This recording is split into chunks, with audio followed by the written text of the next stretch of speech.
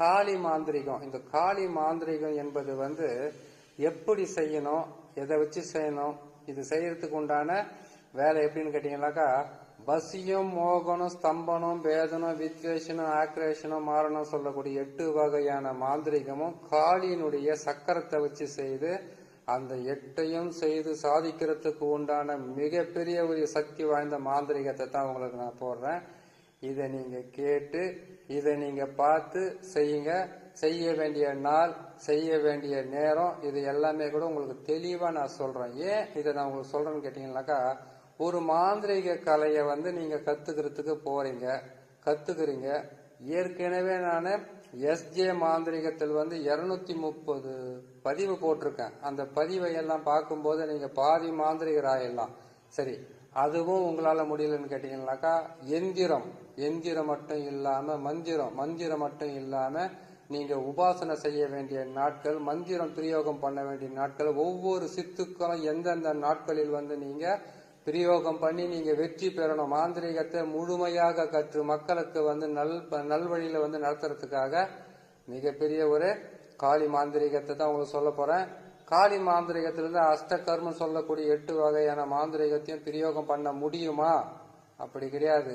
காளி தேவையை வந்து எப்படியெல்லாம் வந்து காளி மாதாவை எப்படியெல்லாம் நம்மளால் வந்து மாந்திரிகத்தின் மூலியமாக நாம வந்து பயன்படுத்தி வெற்றி பெற முடியும் என்பதற்காக பல வழிகள், சூட்சும ரகசியங்கள் எல்லாம் இருக்கு. அது மட்டும் இல்லாம எல்லா மனிதர்களுக்கும், அது ஆணா இருந்தாலும் பெண்ணா இருந்தாலும் காளி தேவி வந்து வசமாவாங்க. ஏன்னு கேட்டீங்கன்னாக்கா, ஆக்ரோஷமிக்க தேவின்னு சொல்லக்கூடிய அந்த காளி அம்மாவை, காளி மாதாவை நம்ம வணங்குறதுக்குன்னு சில வழிகள் இருக்குது. அந்த அம்மானுடைய சக்கரத்தை போட்டு அந்த சக்கரத்தின் மூலியமாக வெள்ளிக்கிழமை, அப்படி இல்லைன்னு கேட்டீங்கன்னாக்கா காளி தேவியும் சனீஸ்வரனும் ஒன்று சொல்லுவாங்க. சனிக்கிழமை வந்து உங்களுக்கு யோக நாட்கள் உங்களுக்கு இருந்தாக, யோகமான நாளாக இருந்தா அந்த நாளிலும் நீங்க செய்யறதுக்கு ஆரம்பிக்கலாம். இது செய்யறதுக்கு வந்து பெரிதளவு நீங்க கஷ்டமா பண்ணிட்டு அதை செய்யணும் இதை செய்யணுன்ற, அதாகிட்ட மாந்திரிகத்தை கற்று முடிக்கிற வரைக்கும் நீங்க தான் மாந்திரிகத்தை செய்றீங்கன்னு வேணாம். அந்த மந்திரங்களும் அந்த எந்திரங்களும் அந்த உபாசனைகளும் உங்களை சுத்தி வந்து பேசும் வார்த்தைகள் ஒவ்வொன்றுமே வந்து விதையாக மாறி அது முளைத்து அது வந்து பலன்களை கொடுப்பது போல ஒவ்வொரு நாளுமே நீங்க செய்யற மந்திரம், காளி மந்திரமோ, அதுக்கப்புறம் அந்த அம்மாவுடைய எந்திரத்தையும் வச்சு நீங்க மாந்திரிக பிரயோகம் பண்ணி ஒவ்வொன்றும் செய்து நீங்க வெற்றி பெறலாம். அது மட்டும் இல்லாம இந்த காளி மந்திரத்தை வந்து, காளி மாந்திரிகத்தை வந்து அஷ்டகர்ம 8 சொல்லியிருக்கேன் இல்லையா, அந்த 8 வகையான மாந்திரிகத்தையும் நீங்க முழுமையா கத்துறீங்கன்னு கேட்டீங்கன்னாக்கா, நான் 8 பதிவா போடுவேன். இந்த பதிவு இல்லாம இந்த பதிவுல போறது வந்து காளினுடைய முழு மந்திரத்தையும் எப்படி சொல்றது, சக்கரத்தை போட்டு அந்த சக்கரத்தை வந்து எதற்காக தான் பயன்படுத்துறாங்க, இந்த காளினுடைய சக்கரம் வந்து இருந்தா நம்ம என்ன செய்யும், நம்ம எப்படியெல்லாம் நம்ம பாதுகாத்துக்கலான்றதுக்கு உண்டான வழியை தான் உங்களுக்கு நான் சொல்ல போறேன். அதை நீங்க கேட்டு நீங்க செய்யறதுக்கு உண்டான நாளை வந்து நீங்க, நான் சொல்ற அந்த நாளை வந்து நீங்களே வந்து இந்த நாளில் செய்யலாம்னு முடிவு பண்ணிக்கோங்க. சரி, மாந்திரீகத்தை பிரயோகம் பண்றதுக்கோ மாந்திரீகத்தை வந்து நீங்க கத்துக்கிறதுக்கோ உகந்த நாள்னு பாத்தீங்கன்னாக்கா அமாவாசை நாட்களில் வந்து காளினுடைய சக்கரத்தை வந்து எங்க வீட்டுல வந்து அதற்கு முன்பதாக, அமாவாசைக்கு முன்பதாகவே 2 நாட்களுக்கு முன்பதாகவே வீட்டுக்குள்ள வந்து ஒரு அறையை உங்களுக்காக தனியா வந்து ஒதுக்கி அது வந்து மாட்டு சாணத்தை போட்டு முழுமையாக அந்த வீட்டை எல்லாம் சுத்தமா கழுவி வச்சுக்கோங்க. சுத்தமா கிளீன் பண்ணி வச்சுட்டு அரிசி மாவால கோலமிடணும். அதாவது கேட்டீங்கன்னா பெண்களா இருந்தா இந்த வேலையை செய்வாங்க, ஆணா இருந்தா எப்படி செய்ய முடியுன்ற ஒரு சில விஷயம் இருக்கும். அதாவது எந்த துணையும் இல்லாம தனிப்பட்ட முறையில் இருக்கிற ஒரு ஆணா இருந்தா மாட்டு சாணத்தை போட்டு நீங்க கழுவிட்டு, இல்ல மாட்டு கோமியத்தை அந்த இடத்துல தெளிச்சிட்டு தர்பப்புல்ல வச்சு, அதுக்கப்புறம் வந்து மாட்டு சாணத்தை ஒரு பிடி கையில பிடிச்சி பிள்ளையார் மடிச்சுட்டு அதில் அருகம்புல்ல வச்சுட்டு, அதுக்கு பிறகு நீங்க செய்ய வேண்டியது வந்து அவள் பொறி கடலை, தூப தீபம், அதுக்கப்புறம் பாத்தீங்கன்னாக்கா ஒரு 3 வாழைப்பழம், ஒரு வாழை இலையில இதையெல்லாம் வச்சுட்டு இதையே நீங்க நெய்வேத்தியமாக செய்யலாம். அதாவது எந்த துணையும் இல்லாமல் தனி ஒரு மனிதனாக இருக்கக்கூடிய, எந்த சப்போர்ட்டும் இல்லாத ஒரு மனிதன் வந்து இதை செய்யணும் நீங்க முடிவு பண்ணீங்கன்னாக்கா, தனி அறையாக இருந்தால் போதும், சீக்கிரமா சித்தியாகும். அதாவது உறவுகளால் கைவிடப்பட்டு எந்த விதமான உபாசனமும் இல்லாம, யாரும் கற்றுக் கொடுக்கவும் ஆள் இல்லாம உங்களை கைப்பிடித்து கரை சேர்க்கவும் ஆள் இல்லாம இருக்கக்கூடிய ஒரு மனிதனுக்கு இந்த பூஜை மட்டும் செய்தாவே போதும். காளி தேவி வந்து உங்களுக்கு அனைத்து வகையான மாந்திரிக சித்துக்களும் விளையாடுவதற்குண்டான வழியை செய்வார். ஆனா எல்லாருக்குமே வந்து ஒரு ஆசை இருக்கும், நம்ம வந்து நல்ல மந்திரவாதி ஆகலாம், நம்ம நல்ல தாந்திரிகவாதி ஆகலான்னு. ஆனா ஒரு விஷயத்த நல்லா கேட்டுக்குங்க, மாந்திரிகர் ஆவறதுக்கு வைராக்கியமும் அது மட்டும் இல்லாம வேக வேகமா கத்துக்கிறது மட்டும் இல்ல, நீங்க கத்துக்கிற இந்த மாந்திரிகத்தை எப்படி பயன்படுத்தணும்ன்றத வந்து முழுமையா தெரிஞ்சுக்கணும். காளி தேவின்னா யாரு, இவங்க எதுக்காக ஆக்ரோஷமான தேவிகளில் ஒருத்தராக இவங்க இருக்கிறாங்கன்றத வந்து ஏற்கனவே பல பதிவுகளில் போட்டிருக்கேன். இந்த மாந்திரிகத்துக்காக நான் சொல்றேன். காளி தேவி வந்து நிர்வாணமாக இருப்பாங்க, அவங்க உடம்புல வந்து ஆடை இருக்காது. நம்மளுடைய மகாதேவனுடைய மார்பின் மீது காலை வைத்து உதைத்து அது மேல நிக்கிறவங்க கொண்டு சக்தி வாய்ந்த இந்த காளி தேவியவை எதற்காக சித்தர்களும் முன்னோர்களும் அதற்கு முன்பதாக இருந்த மனிதர்களை வந்து வணங்கி இருக்காங்க, அவங்க கிட்ட வரம் பெற்றிருக்காங்கன்னு கேட்டீங்கன்னாக்கா, காளி தேவி, வராகி தேவி, அதுக்கப்புறம் கேட்டீங்கன்னா நம்ம இஷ்ட தெய்வம் சொல்ற எல்லா தெய்வங்களை விட காளி தேவி நமக்கு சீக்கிரமா சித்தியாவாங்க. காளியினுடைய ஒரு உருவப்படமோ அல்லது வந்து காளியினுடைய சிலையை வைத்து நீங்க அவங்களுக்கு 3 வகையான பூஜை போடலாம். கரு பூஜை போடலாம், உரு பூஜை போடலாம், அப்படி இல்லைன்னு கேட்டீங்கன்னா நெய்வேத்திய பூஜை போடலாம். இது வந்து உங்களுக்கு யாரும் சொல்லி கொடுத்திருக்க முடியாத ஒரு கலை. கரு பூஜை, உரு பூஜை, அதுக்கப்புறம் கேட்டீங்கன்னா நெய்வேத்தியம் சொல்லுவாங்க. கரு பூஜைன்னு அவங்களுக்கு தெரியும், அது வெளிப்படையா சொல்லக்கூடாது. ஏன்னு கேட்டீங்கன்னாக்கா, கரு என்பது வந்து ஒரு உயிரை பலியாக கொடுத்து, பலின்னு சொல்லக்கூடாது, அது வந்து சில விஷயங்கள் இருக்குது. அந்த உயிரை பலி கொடுத்து அதன் மூலியமாக வந்து கருவை வந்து மையாக மாத்தின ஒரு ரகசியமான விஷயமா இருக்குது. உரு என்பது வந்து மந்திரத்துங்களை லட்சக்கணக்கில் உரு போட்டு அதுக்கப்புறம் அந்த தேவியை நமக்கு சித்தி செய்துக்கிறது. அது மட்டும் இல்லாம இந்த நெய்வேத்தியன்றது வந்து கேட்டீங்கன்னாக்கா, காளியினுடைய உருவப்படம், அது போட்டோவா இருக்கட்டும் இல்ல சிலையாக இருக்கட்டும், அப்படி இல்லைன்னு கேட்டீங்கன்னாக்கா அவங்களுடைய முழு உருவத்தையும் நமது இரு கண்களால் வந்து நமக்கு முன்னாடி நிக்கிற மாதிரி வச்சுக்கிட்டு ஒரு விளக்கு ஒண்ணு ஏற்றி அந்த விளக்குக்கு முன்னாடி உக்காந்துக்கிட்டு அந்த விளக்கை பார்த்துக்கிட்டே அந்த அம்மனுடைய உருவத்தை நினைச்சுக்கிட்டு மந்திரத்தை பிரயோகம் பண்ற வழியும் இருக்கு.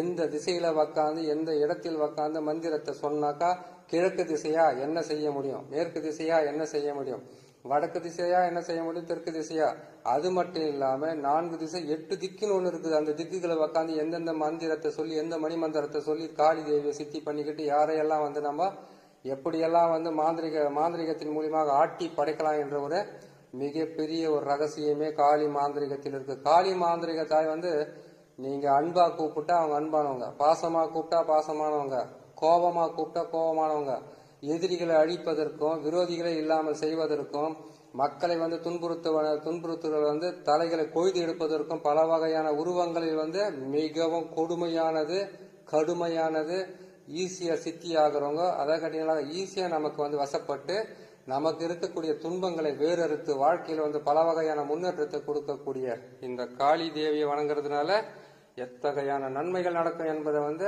மாந்திரிகத்தின் மூலியமாக கத்துக்கலாம். காளியினுடைய அஷ்ட கர்ம சித்துக்களும் இருக்கு. அந்த அஷ்ட கர்மத்தை வந்து கத்துக்கிட்டு எந்த நேரத்துல பயன்படுத்தலான்றது சொல்றது தான் இந்த பதிவு. சரிங்களா? சரி, இந்த விளக்கம் போதும். இதுக்கப்புறம் உங்களுக்கு சொல்ல வேண்டியது என்ன விஷயம் கேட்டீங்கன்னாக்கா, காளி தேவியை நீங்க மாந்திரிகத்தின் மூலியமாக பயன்படுத்தி அவங்கள சித்தி பண்ணி அதுக்கப்புறம் வந்து மற்றவங்களுக்கு நல்லது செய்வீங்களா, உங்களுக்கு நல்லது செய்யுதுன்னு கேட்டீங்கன்னாக்கா, நிறைஞ்ச அமாவாசை. அந்த அமாவாசையாகப்பட்டது சூரியனோ சந்திரனோ, சூரியன் ஆட்சி பெற்ற இடத்தில் வந்து சந்திரன் சேர்ந்து நிற்கலாம், இல்ல சந்திரன் ஆட்சி பெற்ற இடத்தில் வந்து சூரியன் சேர்ந்து இருக்கலாம். அப்படின்னு கேட்டீங்கன்னாக்கா, ரிஷம்ப ராசியில் வைகாசி மாதத்தில் வரக்கூடிய அமாவாசை மிக மிக வந்து ரொம்ப நமக்கு நல்லது. அந்த நாள்ல வந்து வரக்கூடிய அமாவாசையில் வந்து காளி தேவியின் இல்லை எந்த மாந்திரிகத்தையும் பயன்படுத்தலாம். ஆனா காளிக்காக போறது மிகவும் நல்லது. ஏன்னு கேட்டீங்கன்னாக்கா, அதுக்கு ஒரு அர்த்தம் இருக்குது. ரொம்ப நேரமாகவும் அதை நான் பொறுமையா சொல்லிக்கிட்டு வரேன். அடுத்தது வந்து கேட்டீங்கன்னாக்கா, ஆவணி மாதத்தில் இப்ப வரக்கூடிய ஆடி முடிஞ்சு ஆவணி மாசம் வருது இல்லையா, ஆவணி மாதத்தில் சூரிய பகவான் ஆட்சி பெறும்போது சந்திரன் அவரோடு சேர்ந்து இருக்கும்போது ஆவணி அமாவாசையில் வந்து மிகவும் வலிமையான மாந்திரிகத்துக்கு உண்டான சக்தியான நாளாகவே அது இருக்கும். சரி, இது 2 நாள் தானா, வேற நாளே இல்லையான்னு கேட்டீங்கன்னாக்கா, மேசராசியில் சூரிய பகவான் உச்சம் பெறும்போது சந்திர பகவான் கூட சேரும் போது நீங்க செய்தீங்கன்னா, மேசம் என்பது சித்திர மாதத்தில் வந்து நீங்க செய்தீங்கன்னாக்கா உங்களுக்கு மிகவும் வலிமை பெற்ற ஒரு மாந்திரிகராக நீங்க மாறலாம். சரி, அடுத்ததாக கடகராசி ஆடி மாதத்தில், இது இந்த மாசம் வருது இல்லையா, இந்த ஆடி மாசம் வரப்போது, இந்த ஆடி மாசத்தில் அமாவாசை, ஆடி அமாவாசை அன்று நீங்க மாந்திரிகர் ஆகணும்ன்ற ஒரு வெறித்தனமோ இல்ல மக்களுக்கு நல்லது செய்யணும், மாந்திரிகத்தை கற்று தீர வேண்டும் என்ற ஒரு வெறியும் உங்க மனசுக்குள்ள ஒரு ஆசையும் இருந்தா நீங்க கண்டிப்பா அந்த ஆடி மாசத்தில் அமாவாசை அன்னைக்கு சந்திர பகவான் ஆட்சி அமைத்து அவரோடு சேர்ந்து இருக்கக்கூடிய அந்த சூரிய பகவான் அமாவாசை அன்று நீங்க மாந்திரிகத்தை பயன்படுத்தி நீங்க வெற்றி பெறலாம். அன்னைக்கு நீங்க மாந்திரிகத்தை தான். சரி, இந்த நாள் மட்டும்தானா, வேற நாளெல்லாம் செய்யவே கூடாதா மாந்திரிகத்தனாக்கா? வெள்ளிக்கிழமை, வளர்த்துறையாக இருக்கக்கூடிய வெள்ளிக்கிழமையில எந்த நாள்லனா உட்காந்து நீங்க மாந்திரிகத்தை பயன்படுத்தலாம். காளி, மோகினி, அதாவது பெண் தெய்வங்கள் என்று சொல்லக்கூடிய இந்த தெய்வங்களை நீ மாந்திரிகத்துக்காக பயன்படுத்தணும் கேட்டீங்களா, வெள்ளிக்கிழமை அன்னைக்கு உங்களுக்கு வசமாகும். சரி, வெள்ளிக்கிழமை செய்யலாம். அதுக்கு அடுத்ததாக பௌர்ணமியும் வசமாகும். சூரியனை சந்திரன் பார்க்க, சந்திரனை சூரியன் பார்க்க, பௌர்ணமியும் இதுக்கு வசமாகும். சரி, இது எல்லாம் தான், இது மட்டும் தானே? வேற என்னக்கா, அஷ்டமி திதி இருக்கு பாத்தீங்களா, அந்த நாளில் மிகப்பெரிய மாந்திரிகராகலாம் செய்யறதுக்கு ஆரம்பிச்சாங்க. அஷ்டமியில மாலை நேரத்துல செய்யணும், காலையில செய்யக்கூடாது. இதெல்லாம் ஒரு மாந்திரிகராக இருக்கக்கூடியவர்களும் மாந்திரிகளாக மாறக்கூடியவங்களுக்கு நீங்க தெரிஞ்சுக்க வேண்டிய ஒரு விஷயம். சரி, ரொம்ப நேரம் பேசியாச்சு, இதுக்கப்புறம் சொல்ல வேண்டிய விஷயத்தை உங்களுக்கு சொல்லி கொடுத்துலாம். காளியினுடைய சக்கரத்தை போறேன். இந்த சக்கரத்தை முடிஞ்சா ஒரு தகுடால வரைஞ்சி வச்சுக்கிட்டு அதை உங்க மடி மேல வச்சுக்கிட்டு, அப்படி இல்லைன்னு கேட்டீங்கன்னா எதிர்க்க முகத்துல பாக்குற மாதிரி வச்சுக்கிட்டு, அப்படி இல்லைன்னு கேட்டீங்கன்னாக்கா நீங்க அந்த எந்திரத்தை உங்களுடைய அதை மடி மேல சொல்லிக்கலாம், மடி மேல வச்சுக்கீங்க, எதிர்க்க வச்சுக்கீங்க. அப்படின்னு கேட்டாக்கா கீழே சக்கரை மாதிரி போட்டு அதை பார்த்துக்கிட்டே தான் நீங்க காளியினுடைய மந்திரத்தை சொல்ல வேண்டியது இருக்கு. அப்படி சொன்னீங்கன்னாக்கா உங்களுக்கு சீக்கிரமா சித்தி ஆகும். ஒண்ணு, அந்த சக்கரத்தை இதில் நான் போட்டு காட்டுறேன், அதை நீங்க பார்த்துருங்க. அடுத்ததாக காளியினுடைய மந்திரம்னு ஒன்று இருக்குது. அஷ்ட கர்மத்தையும் அந்த அம்மா கிட்ட எப்படி நம்ம வரமாக வாங்குறதுன்ற சில மந்திரம் இருக்குது. அந்த மந்திரத்தையும் நான் உங்களுக்கு போடுறேன். அந்த மந்திரத்தையும் நீங்க பார்த்து அந்த மந்திரத்தை பிரயோகம் பண்ணும்போது முதல்ல கேட்டீங்கன்னாக்கா மாந்திரிகத்தை நீங்க பிரயோகம் பண்ற திசையை முதல்ல பார்த்துக்குங்க. அதாவது கிழக்கு முகமாக சூரியன் உதைக்கிறதுக்கு முன்னாடி அதிகாலையில நீ உங்களுக்காக ஒரு இடத்த ஒண்ணு ஒதுக்க சொல்லியிருக்கோம் இல்லையா, ஒரு சின்னதா ஒரு குடிசையா இருந்தாலும் பரவாயில்ல, இல்ல எனக்கு அந்த குடிசை கூட எனக்கு பிடிக்கல, நான் வெளியில இருக்கிறேங்க, நான் மலையில இருக்கிறேன், நான் கேட்டீங்கன்னா வீட்டை விட்டு வெளியில் போயிருக்கிறேன்னு கேட்டீங்கன்னாக்கா அது கூட வேணாம். உங்களுக்கு கிழக்கு திசையை பார்த்து அதிகாலையில் குறைஞ்சது பாத்தீங்கன்னாக்கா 4:30 6 பிரம்ம முகூர்த்தம் சொல்லுவாங்க, இல்ல 3 இருந்து 4:30 வரைக்கும் வரும், 3 4:30 வரைக்கும் வரும், 5 வரைக்கும் கூட வரும். இந்த 3:30 மணிலிருந்து கரெக்டா நீங்க 4:30 மணி வரைக்கும் இல்ல 5 மணி வரைக்கும் இந்த 1:30 மணி நேரத்துல இந்த காளி தேவிய நீங்க அவங்கள நீங்க சித்தி பண்ணணும். அவங்களுடைய மந்திரத்தை, அந்த மந்திரத்தை 108 முறை நீங்க சொல்லும் போது உங்களுடைய பார்வையோ உங்களுடைய கவனமோ அப்படி இல்லைன்னு கேட்டீங்கன்னாக்கா காம இச்சைக்காகவோ இந்த தேவியை நம்ம வணங்க கூடாது. உங்களுக்கு கொடுக்க அதை கேட்டீங்கன்னாக்கா அவங்களுக்கு நீங்க முழுசா நீங்க அவங்களே நினைச்சு வாழ்ந்தீங்கன்னாக்கா அவங்க நீங்க ஆசைப்படுற எல்லா வேலையுமே அவங்கள செய்து கொடுத்து உங்களுக்கு பக்கத்துணையா மட்டும் இல்ல மாந்திரிகத்துக்கு மிகப்பெரிய ஒரு வலிமை ஊட்டக்கூடிய ஒரு தெய்வமாவே இருப்பாங்க. அந்த காளி தேவியுடைய மந்திரத்தையும் உங்களுக்கு நான் போடுறேன். அந்த மந்திரத்தை நீங்க பொறுமையாக பார்த்து அதை நீங்க அந்த மந்திரத்தை பிரயோகம் பண்ணும்போது மிகவும் கேட்டீங்கன்னா தீட்டு இல்லாம இருக்கணும். அது மட்டும் இல்லாம உட்கார திசை முதல் உட்காரும் போது கிழக்கு நோக்கி உட்காரணும் அதிகாலையில. அது மட்டும் இல்லாம நீங்க உட்கார ஆத்து மணலா இருந்தா இன்னும் நல்லா இருக்கும். ஆத்துல போய் செய்யணும்ன்றீங்களா அப்படின்னு கேட்டாக்கா ஆத்து மணலை நீங்க உட்காரத்துல பிறப்பி செய்யலாம். இல்லையா வெறும் தரையில உட்காராம அதுக்கு தர்ப புல் போட்டு உக்காரலாம். அந்த மந்திரத்துங்களை எதுக்காக சொல்றாங்க, எதற்காக தான் அந்த தர்ப புல் போட்டுன்னு உக்காருன்றாங்க, புலித்தோலை போட்டுன்னு உக்கார. இந்த காலத்துல புலித்தோலை எல்லாம் போட்டுன்னு உக்காந்தோம்னாக்கா அரசு அதிகாரிகள் சும்மா இருக்க மாட்டாங்க.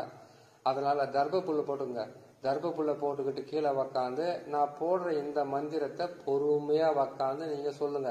மாந்திரீகம் கத்துக்கிற வரைக்கும் பொறுமை வேணும். மாந்திரீகத்தை கற்று முடித்ததுக்கு அப்புறம் பிரயோகம் பண்ணும் போது முதலில் தெய்வ நம்பிக்கையும் அது மட்டும் இல்லாம அஷ்ட கர்மத்தையும் நமக்கு முன்னாடியே கற்றறிந்து மக்களுக்கு நன்மையை செய்த சித்தர்களுடைய வழிபாடுன்றது கண்டிப்பா வேணும். ஏன்னு கேட்டீங்கன்னாக்கா நான் உங்களுக்கு ஆரம்பத்திலே சொன்ன மாதிரி ஒரு சாணத்தை எடுத்து பிள்ளையாராக பிடிச்சு வச்சு நீங்க அதுக்கு அருகம்புல் வச்சு நான் சொன்ன மாதிரி இந்த அவல் பொறி கடலை ஊத பத்தி சூடம் அதுக்கப்புறம் கேட்டீங்களானாக்கா அந்த பொரிக்கடலாம் சொல்லி அது வாழைப்பழம் சில முக்கணிகளை வாங்கிட்டு வந்து அந்த வாழை இலையில வச்சுட்டு இதுவே உங்களால முடியாதவங்க அதை செய்யுங்க.